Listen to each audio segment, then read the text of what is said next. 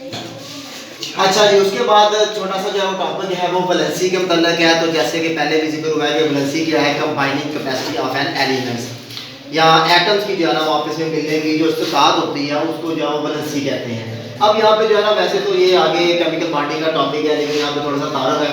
तो जो वैलेंसी होती है उसकी हम जो है ना वो दो कैटेगरी जो है वो बना सकते हैं। या वैलेंसी जो है वो जो कोवलेंट कंपाउंड्स होते हैं उनकी होती है, या जो वैलेंसी है वो आयनिक कंपाउंड के होते हैं। यानी कि दो तरीके से जो वैलेंसी है वो हम इसको जो है जाहिर कर सकते हैं। ऐसे कंपाउंड यानी कोवलेंट, अब ये कोवलेंट है आयनिक है, ये भी चूंकि आयनिक बॉन्डिंग जब हम पढ़ेंगे तो हमें भी जाना ज़्यादा क्लियर होगा कि ये कोवलेंट से मतलब क्या है और आयनिक से मतलब क्या है।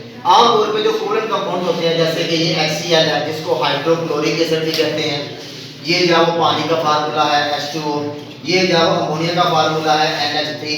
इसको अगर हम कंबाइन के तौर पे लिखूँ मैं यहाँ पे, तो यहाँ पे हम इसको लिख सकते हैं ऐसे HCl है, ये हाइड्रोक्लोरिक एसिड का फार्मूला है। अब हम देखते हैं कि यहाँ पे ये जो क्लोरीन है, तो कोवलेंट कंपाउंड के अंदर जितने किसी कंपाउंड जितने किसी एटम के साथ या एलिमेंट के साथ हाइड्रोजन अटैच होंगे उतनी उसकी वैलेंसी बनेगी। अब यहाँ पे जो क्लोरीन के साथ होंगे एक हाइड्रोजन लगा हुआ है, इसलिए जो है क्लोरीन की वैलेंसी क्या बन गई, एक बन गई। ये जो पानी का मॉलिक्यूल है, पानी के मॉलिक्यूल में ऑक्सीजन जो है वो दो हाइड्रोजन के साथ अटैच हुआ है, तो ऑक्सीजन की वैलेंसी जो है वो 2 बन गई। हाइड्रोजन की वैलेंसी नहीं है, ऑक्सीजन की वैलेंसी है। ऑक्सीजन की वैलेंसी 2 है चूंकि इसके साथ दो हाइड्रोजन जो है वो अटैच हुए हैं। उसके बाद बात आती है अमोनिया की, जिसका जो है ना वो मॉलिक्यूलर फार्मूला NH3 होता है। अब नाइट्रोजन के साथ चूंकि 3 हाइड्रोजन एटम जो है वो जुड़े हुए हैं, इसलिए नाइट्रोजन की वैलेंसी जो है वो 3। इस तरह जो है ना ये मीथेन आ जाती है CH4, एक कार्बन है इसके साथ 4 हाइड्रोजन एटम जो है वो जुड़े हुए हैं, तो जो कार्बन है इसकी वैलेंसी कितनी बन गई, 4। ठीक है, तो कोवलेंट कंपाउंड के अंदर कंबाइनिंग कैपेसिटी ऑफ हाइड्रोजन, जितने हाइड्रोजन लगे हुए होंगे वो उस एलिमेंट की वैलेंसी बन जाएगी। क्लोरीन की वैलेंसी 1 है, ऑक्सीजन की 2 है, नाइट्रोजन की 3 है, कार्बन की 4। उसके बाद जो आयनिक कंपाउंड्स होते हैं, आयनिक कंपाउंड्स के अंदर जो है ना थोड़ा क्राइटेरिया जो है वो डिफरेंट होता है। आयनिक कंपाउंड्स के अंदर ऐसे आयनिक कंपाउंड्स या ऐसे एलिमेंट्स जिनकी जो उनका जो वैलेंसी नंबर होता है या उनके अंदर इलेक्ट्रॉन की जो तादाद होती है वो 4 से कम होती है, तो उनके अंदर ये रुझान पाया जाता है कि वो इलेक्ट्रॉन को खारिज कर सकते हैं, इलेक्ट्रॉन को लॉस कर सकते हैं। तो जितना कोई एलिमेंट इलेक्ट्रॉन को लॉस करेगा ऑक्टेट को या अपने बैरूनी मदार में 8 इलेक्ट्रॉन को पूरा करने के लिए, वो उसकी जो है ना वो वैलेंसी कराएगी। अब जैसे सोडियम है, तो सोडियम जो है वो एक इलेक्ट्रॉन को खारिज करेगा, लॉस इलेक्ट्रॉन खारिज करेगा यानी किसी दूसरे एटम को दे देगा, तो सोडियम की वैलेंसी क्या बन गई, 1 बन गई। इस तरह जो मैग्नीशियम है, मैग्नीशियम जो है वो 2 इलेक्ट्रॉन को खारिज करेगा, क्योंकि इसके बैरूनी मदार में जब 2 इलेक्ट्रॉन ये खारिज करेगा तो 8 इलेक्ट्रॉन रह जाएंगे, यानी ऑक्टेट पूरा हो जाएगा। तो इस हिसाब से जो मैग्नीशियम है इसकी वैलेंसी 2 बन गई। इस तरह जो एल्यूमिनियम है, एल्यूमिनियम की वैलेंसी 3 है, क्योंकि एल्यूमिनियम 3 इलेक्ट्रॉन को खारिज कर सकता है। इस तरह जो एल्यूमिनियम है इसकी वैलेंसी बन गई 3। कुछ एलिमेंट्स ऐसे हैं जो कि इलेक्ट्रॉन को जो हासिल करते हैं, यानी जिनका जो उनके मदार में जो इलेक्ट्रॉन है वो अगर 5 से ज़्यादा है, ठीक है, तो वो इलेक्ट्रॉन जो है वो दूसरे से लेंगे बजाय ये कि देने के। ठीक है, तो अगर उनके जो है ना एक नाइट्रोजन है वो -3 का मतलब ये है कि ये 3 इलेक्ट्रॉन जो है ना वो ले सकता है, तो इसकी जो है ना वो वैलेंसी बन गई -3। ऑक्सीजन है, ये 2 इलेक्ट्रॉन किसी दूसरे एटम से ले सकता है, तो इसकी वैलेंसी बन गई -2। इस तरह जो क्लोरीन है, क्लोरीन की वैलेंसी बन गई -1, क्योंकि ये इलेक्ट्रॉन जो है ना किसी एक दूसरे एटम से जो है वो ले सकते हैं। तो आयनिक कंपाउंड्स के अंदर इलेक्ट्रॉन का लॉस और गेन जो है वो डिपेंड करता है कि किसी भी एलिमेंट की वैलेंसी जो है वो कितनी होगी। उसके बाद तीसरी कैटेगरी है वेरिएबल वैलेंसी की।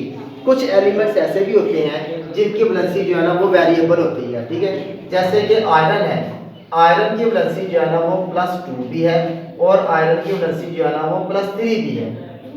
अगर 2 वाली स्टेज है, जैसे कि यहाँ पे है आयरन सल्फेट FeSO4, तो हम उसको जो है वो फेरस पढ़ेंगे, और अगर आयरन की वैलेंसी जो है वो 3 है तो हम इसको जो है वो फेरिक पढ़ेंगे। अब एलिमेंट सेम है, आयरन ही है, लेकिन इसकी जो वैलेंसी है वो डिफरेंट है। बाज़ कंपाउंड्स में ये 2 होती है और बाकी कुछ कंपाउंड्स के अंदर ये 3 होती है, तो ये जो वैलेंसी है ये वेरिएबल वैलेंसी के अंदर आ जाती है। ठीक है बच्चों, समझ आई है? तो अब इसमें जो है ना वो अगर आपको जो है ना वो कुछ कन्फ्यूजन है तो वो जो है ना आप पूछ सकते हैं। सर जी, ये हाइड्रोजन और जो क्लोरीन है इसके बीच में जो लाइन लगी हुई है इसका क्या मतलब है? ये जो है वो बॉन्ड को ज़ाहिर करती है। ये आगे हम जो है वो केमिकल बॉन्डिंग वाला चैप्टर पढ़ेंगे तो उसमें जो है ना वो ज़रा ज़्यादा वाज़ा हो जाएगा कि ये जो लाइन है ये क्यों आती है और इसका जो है ना मतलब क्या होता है। सिंपल सी बात यह है कि यहाँ पे जो है क्या बताया गया कि हाइड्रोजन और क्लोरीन आपस में जुड़ के रह रहे हैं, तो वहाँ पे जो कि हमने एटम और मॉलिक्यूल को तो हम देख नहीं सकते, तो यहाँ पे जो है वो हम पढ़ने के लिए उसको जो है ना वो बोर्ड पे लिखने के लिए बुक पे अपने बुक कीपिंग के लिए हम क्या करते हैं कि लाइन से जो है ज़ाहिर कर देते हैं। जैसे हमने किसी चीज़ को जोड़ना हो तो जोड़ने के लिए हम जो है ना उसको रस्सी के साथ बांधते हैं, तो ये ऐसे समझ लें कि ये हाइड्रोजन और क्लोरीन आपस में जुड़े हुए हैं और ये जो है ना वो ये बॉन्ड है जिसको हम टेक्निकली केमिस्ट्री के बॉन्ड में कहते हैं।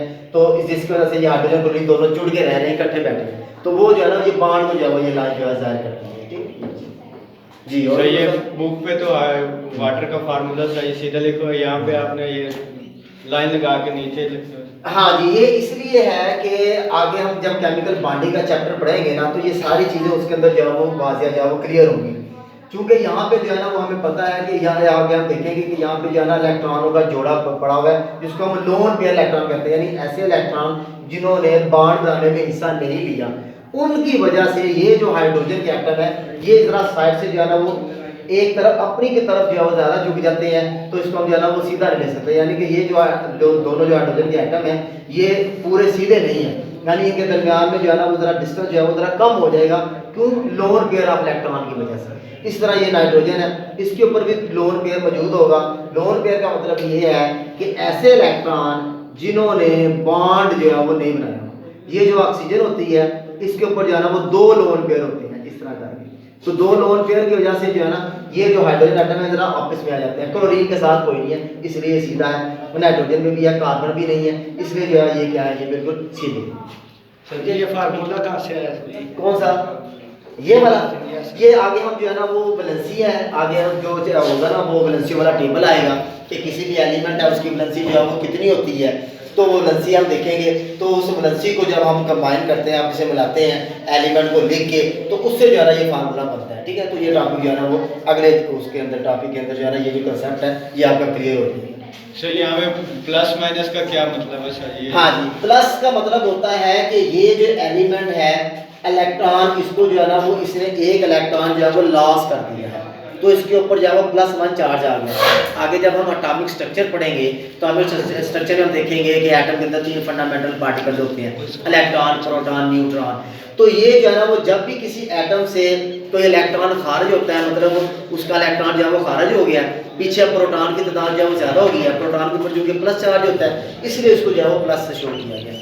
तो इसका मतलब यह है कि इसने 2 इलेक्ट्रॉन खारिज किए, एल्यूमिनियम +3 का मतलब है इसने 3 इलेक्ट्रॉन खारिज किए। ठीक है, इस तरह अगर हम इधर आ जाएं तो नाइट्रोजन के ऊपर -3 का मतलब यह है कि इसने 3 इलेक्ट्रॉन हासिल किए हैं, गेन किए हैं। इस तरह जो ऑक्सीजन है इसने 2 इलेक्ट्रॉन जो है वो गेन किए हैं, और जो ये जो क्लोरीन है इसने इलेक्ट्रॉन जो है वो गेन किया है, जिसकी वजह से इनके ऊपर क्या है, नेगेटिव चार्ज है।